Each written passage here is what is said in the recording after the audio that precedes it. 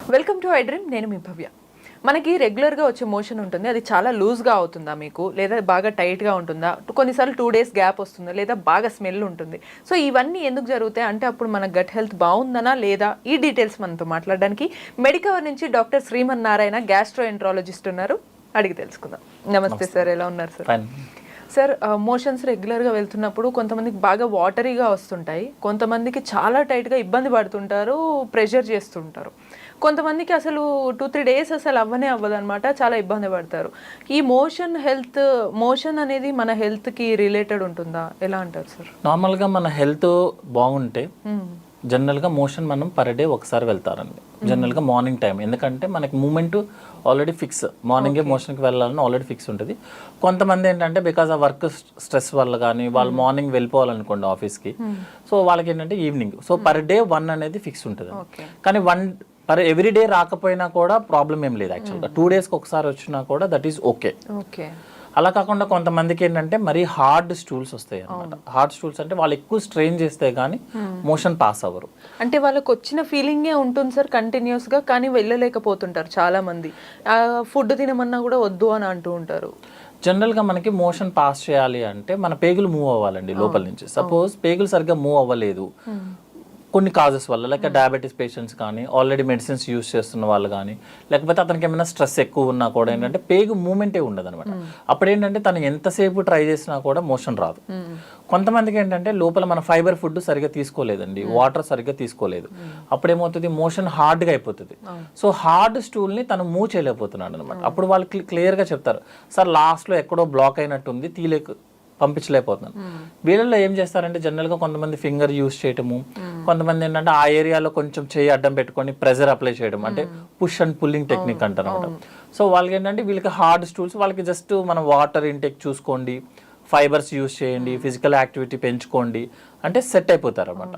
కొంతమంది ఏంటంటే multiple times loose మోషన్స్కి వెళ్తారనమాట. So ఇందులో 2 types ఉంటుందండి యాక్చువల్గా. ఏంటంటే కొంచెం నార్మల్ మోషనే మల్టిపుల్ టైమ్స్ వెళ్తే మనం IBS ప్రాబ్లం అంటాం, ఇరిటబుల్ బవల్ సిండ్రోమ్ ప్రాబ్లం అనమాట.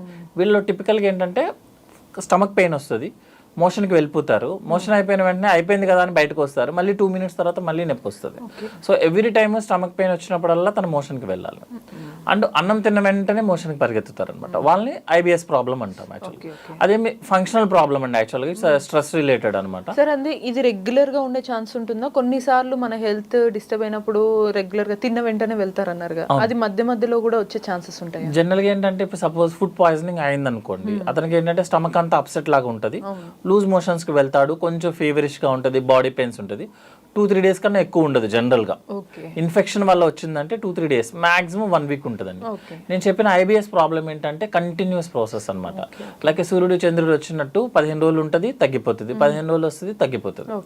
సో క్రానిక్గా ఉంటుంది అనమాట. More than 1 year 2 years history చెప్పాలి అతను. ఇంకోటి ఏంటంటే మోషన్ లూజ్గా రాదు వీళ్ళకి, నార్మల్ మోషనే మల్టిపుల్ టైమ్స్ వెళ్ళాల్సి వస్తుంది అనమాట. అలా కాకుండా లూజ్ మోషన్సే చాలా రోజుల నుంచి వెళ్తున్నాడు అనుకుందాం అనుకోండి, అతను ఏంటంటే మన హిస్టరీలో జిగురు ఏమైనా ఉందని అడుగుతాం. మోషన్లో జిగురు ఎలా ఉందనేది జనరల్గా చెప్పలేరు ఎవరు కూడా, కాబట్టి అంటే వాష్ చేసుకునేటప్పుడు మీకు ఏమైనా స్టిక్కీగా అనిపిస్తుందని అడుగుతారు. కొంతమందికి ఏంటంటే బ్లడ్ మోషన్లో మిక్స్ అయిపోయి వస్తుంది అనమాట. వాళ్ళకి ఏంటంటే మనకి లోపల పేగు లోపల పూత ఉందని డౌట్ వస్తుంది అనమాట. బట్ జనరల్గా మోర్ దాన్ 1 week కన్నా ఎక్కువ హిస్టరీ ఉండాలి వీళ్ళకి. 1 weekలో కొంతమందికి డిసెంట్రీ అని చెప్తాం కదా, డిసెంట్రీలో కూడా 1 week ఈ 3 ఉంటాయి. కానీ లూజ్ మోషన్స్ ఉండాలి, ప్లస్ గమ్ ఉండాలి, అందులో కొంచెం బ్లడ్ మిక్స్ అయ్యి వచ్చి ఉండాలి. వాళ్ళకి మోర్ దాన్ 1 week హిస్టరీ ఉంటే మాత్రం పేగు లోపల పూతలాగా ఏమైనా వచ్చే ఛాన్సెస్ ఉంటాయి అనమాట. లైక్ అల్సరేటివ్ కోలైటిస్ కానీ, క్రాన్స్ డిసీజ్ కానీ, TB పేషెంట్స్ కానీ అనుకుంటాము. సో ఇవన్నీ చేయాలంటే ముందు మనం అసలు మోషన్ని చెక్ చేసుకోవాల్సి వస్తుంది. మన మోషన్ చెక్ చేయడం అంటే అట్లీస్ట్ వెస్ట్రన్ కమోడ్స్ కాబట్టి అన్ని బిఫోర్ ఫ్లషింగ్, మన ఫ్లష్ కొట్టక ముందే ఒకసారి బ్యాక్ సైడ్ చూసుకుంటే 1 week ఒకసారి చూసుకోవడంలో తప్పలేదు. ఎందుకంటే మనము హెల్త్ ఉన్నామా లేదనేది మన మోషన్, యూరిన్ డిసైడ్ చేసేస్తాయి. మన కళ్ళు ఎలాగో, కళ్ళు చూడంగానే ఇతను నీరసంగా ఉందా, ఫీవర్గా ఉందా అని చెప్పేస్తారు ఎవరైనా, పెద్దవాళ్ళు ఎవరైనా చెప్పేస్తారు. సార్ ఇప్పుడు మీరు లూజ్ మోషన్ అనేది రెగ్యులర్గా అవుతూ అది కూడా మనకి ఒకేసారి వెళ్ళకుండా గ్యాప్తో 2 మినిట్స్కి వెళ్తే అది ఐబిఎస్ హెల్త్ ఇష్యూ అన్నారు కదా. ఒకవేళ వాళ్ళు టైట్గా వెళ్తే కనుక ఆ ఇష్యూ ఏంటి అనొచ్చు, లేదు వాళ్ళకి వెళ్ళిన తర్వాత స్మెల్ బాగా స్మెల్లీగా ఉంటుంది, నెక్స్ట్ టైం వెళ్ళాలనుకున్న వాళ్ళు అసలు వెళ్ళలేకపోతారు అనమాట. సో అలా ఉన్న వాళ్ళ హెల్త్ ఇష్యూ ఎలా ఉంటుంది, దాన్ని ఏమంటారు? జనరల్గా మోషన్ ఎక్కువ రోజులు మనకి స్టక్ అయిపోయింది అనుకోండి లోపల, సపోజ్ మోర్ దాన్ 1 డే కన్నా ఉన్నాం అనుకోండి, మన బవల్కు ఉన్న అడ్వాంటేజ్ ఏంటి అంటే సపోజ్ అక్కడ ఏదైనా ఫుడ్ మెటీరియల్ కానీ, like motion is also food material for bowel, so అవి డైజెషన్ చేసుకోవడానికి స్టార్ట్ అవుతుంది అనమాట. సో అందులో ఉన్న వాటర్ని తీసేస్తుంది, అందులో ఏదైతే కార్బోహైడ్రేట్స్ ఉన్నాయో ఫైబర్స్ ఉన్నాయో మొత్తం యూస్ చేసుకుంటుంది అనమాట. సో ఎక్కువ రోజులు కనుక మీరు ఫుడ్ మెటీరియల్ చూడండి, మీరు ఆ రోజు ఫ్రెష్ ఉంటుంది, స్మెల్ వస్తుంది, మంచి స్మెల్ వస్తుంది. మీరు 1 డే కనుక ఆ ఫుడ్కి గ్యాప్ ఇచ్చారనుకోండి, చాలా కంపు వచ్చేస్తుంది, హోల్ స్మెల్లింగ్ వచ్చేస్తుంది. సేమ్ ఇదే కాన్సెప్ట్ అండి. మనం రెగ్యులర్గా మోషన్కి వెళ్తే మన మోషన్ స్మెల్ రాదు. అలా కాకుండా మనం రెగ్యులర్గా వెళ్లకుండా 1 డే 2 డే గ్యాప్స్ ఇచ్చారనుకోండి, మన మోషనే లోపల బ్యాక్టీరియల్ ఫర్మెంటేషన్ అయిపోయి ఎక్కువ స్మెల్ వచ్చేస్తుంది అనమాట. అంటే అర్థం అతనికి కాన్స్టిపేషన్ ఎక్కువ రోజుల నుంచి ఉన్నట్టు లెక్క. సో అదే. ఇంకోటి ఏంటంటే ఓల్డ్ పీపుల్ కనుక ఇలాగే కాన్స్టిపేషన్కి రిపీటెడ్గా అవుతున్నారు అనుకోండి, అర్థం ఏంటంటే ఓల్డ్ పీపుల్ జనరల్గా మనం క్యాన్సర్స్ ఏదైనా ఐడెంటిఫై చేస్తాం. బట్ జనరల్గా అండి ఒక పేషెంట్ కనుక కంప్లైంట్తో వచ్చాడు, పెయిన్తోనో లూజ్ మోషన్తోనో బ్లీడింగ్తో వచ్చాడు అనుకో, 95% క్యాన్సర్స్ కాదు. పేషెంట్ కంప్లైంట్తో వస్తే జనరల్గా క్యాన్సర్స్ ఉండవు. అలా కాకుండా పేషెంట్ని డాక్టర్ ఐడెంటిఫై చేస్తే కొన్ని క్యాన్సర్స్ ఉంటాయి అన్నమాట. ఎందుకంటే మనం నెట్లో ఫస్ట్ కొట్టంగానే blood in the motion you have a cancer అని వస్తుంది, క్యాచీ వర్డ్ కాబట్టి. బట్ జనరల్గా ఒక పేషెంట్ కంప్లైంట్తో వస్తే 95% క్యాన్సర్స్ అవ్వవు. వాళ్ళు వచ్చిందేమో అని కంగారుతో నెగ్లెక్ట్ చేస్తారు. అది నార్మల్ కండిషన్ కూడా చాలా అబ్నార్మల్ కింద మారిపోతుంది. సో ఫైనల్గా సార్, ఇప్పుడు ఈ మోషన్స్ అనేవి మీరు అందాక అన్నట్టు హెవీగా అయినా కష్టమే, టైట్గా అయినా కష్టమే. సో రెగ్యులర్గా మినిమం డైలీ వన్స్ ఆర్ 2 డేస్కి ఒకసారి అవ్వాలి. వాళ్ళు ఏం ప్రాక్టీస్ చేయాలంటారు అటు ఫుడ్లో కానీ డైలీ యాక్టివిటీ? ఎక్కువగా ఫైబర్ డైట్ ఎక్కువ తీసుకోవాలండి. ఫైబర్ డైట్ ఎక్కువ తీసుకోవాలంటే it should be 60% carbohydrates with fibres అనమాట. సో రోజు అట్లీస్ట్ ఒక ఆకుకూర ఉండేలాగా, రోజు కొంచెం క్యారెట్ కీరా, మళ్ళీ దాన్ని ఏమి సెపరేట్ గా పైన మన దగ్గర ఏం ప్రాబ్లం అయితే క్యారెట్ కీరా తినమంటే దాన్ని జ్యూస్ చేసి తీస్తారు అన్నమాట. ఆ పల్ప్ను పక్కన పడేస్తారు. యాక్చువల్ గా ఆ పల్పే ఫైబర్. మనం క్యారెట్ ని క్యారెట్ లాగా తినాలి, కీరాని కీరా లాగే. పైన ఫైబర్ తీసేస్తే యూజ్ ఏమి ఉండదండి, సేమ్ మళ్ళీ వాటరే వస్తుంది అనమాట. సో మళ్ళీ దానికి ఏదో డెకరేషన్ లాగా చేయకుండా క్యారెట్ ఈస్ క్యారెట్, దాని పైన పీల్ ఆఫ్ చేయాల్సిన అవసరం లేదు, డైరెక్ట్గా వాష్ చేసుకోవడం, తినేయటం. రోజు ఒక వెజిటేబుల్ కర్రీ. మన దగ్గర పప్పు ఈజ్ అ వెజిటేరియన్, పప్పు వెజ్ కాదు యాక్చువల్గా, పల్సెస్ అనమాట. చాలా మంది మీరు వెజిటేబుల్స్ తింటారంటే అవును సార్ పప్పు తింటామంటాం, పప్పు వెజిటేబుల్స్ కాదు యాక్చువల్గా. సో వెజిటేబుల్స్ తీసుకుంటే డైజెషన్ ఈజీ అవుతుంది, మనం ఏం తింటే అదే మోషన్ లాగా వస్తుంది అనమాట. సార్ ఈ లూజ్ మోషన్ లో కూడా కొంతమందికి వాష్రూమ్కి వెళ్ళినప్పుడు తేలుతుంటుంది అనమాట, కొంతమందికి ఎంత ఫ్లష్ చేస్తున్నా అది మునగదు. సో దీని వల్ల కూడా ఏమైనా హెల్త్ ఇష్యూస్ వచ్చే ఛాన్సెస్ ఉంటాయంటారా? జనరల్గా అండి హెల్దీ మోషన్ అంటే ఏంటి అంటే ఒక 100 to 150 grams, అది ఎలాగో మనం క్యాలిక్యులేట్ చేయలేము. సెకండ్ థింగ్ ఏంటంటే సింగిల్ పీస్ లాగా వస్తుంది అనమాట. జనరల్గా అండి హెల్దీ మోషన్ అంటే ఏంటంటే మనం అరౌండ్ 100 to 150 grams మోషన్ ఉంటుంది. లైక్ ఎల్లో కలర్ వస్తుంది అనమాట జనరల్గా, ఇన్ జనరల్గా లైట్ ఎల్లో కలర్గా వస్తుంది. తర్వాత థర్డ్ ఏంటి అంటే నార్మల్గా వాటర్ కమ్మోడ్లో, వాష్రూమ్ కమ్మోడ్లో మునుగుతుంది యాక్చువల్లీ. ఎందుకు మునగకపోతే ఏంటి అర్థం ఏంటంటే more fat, undigested fat material మనకు మోషన్లో ఎక్కువ ఉన్నట్టు లెక్క. మీకు ఆయిల్ తెలుసు కదా, మోషన్లో ఫ్లోట్ అవుతుంది, ఆయిల్ వాటర్లో ఫ్లోట్ అవుతుంది. సో అర్థం దట్ ఇస్ సేమ్ మీనింగ్ అండి. మన మోషన్లో కనుక ఆయిల్ ఎక్కువ ఉంటే మనకి ఫ్లోట్ అవుతుంది. ఆయిల్ ఎక్కడి నుంచి వస్తుంది? ఐదర్ మనం ఎక్కువ తీసుకోవడం వల్ల అవ్వచ్చు, లేకపోతే ఏంటంటే మనకి ఆయిల్ డైజెషన్ అవ్వకపోయినా అవ్వచ్చు. సో ఆయిల్ ఎక్కువ తీసుకుంటే that is already spicy food కానీ మనం బయట ఎక్కువ ఫుడ్ తింటాం. కొంతమంది ఈ మధ్య డైరెక్ట్గా కోకోనట్ వాటర్, కోకోనట్ ఆయిల్ 2 తాగేస్తున్నారు లోపలికి. సో ఆయిల్ ఎక్కువ తీసుకున్నా, మనం జనరల్గా తీసుకోవాల్సిన ఆయిల్ కన్నా ఎక్కువ తీసుకున్నా మన మోషన్ ఫ్లోట్ అవుతుంది. కొంతమందికి ఏంటంటే మన ఫ్యాట్ ఏదైతే మనం తీసుకున్నామో అది డైజెషన్ అవ్వదు అనమాట. కొన్ని కండిషన్స్ ఉంటాయి, అంటే లైక్ చాలా ఎసిడిటీ ప్రాబ్లం ఎక్కువ ఉన్న వాళ్ళకు కూడా.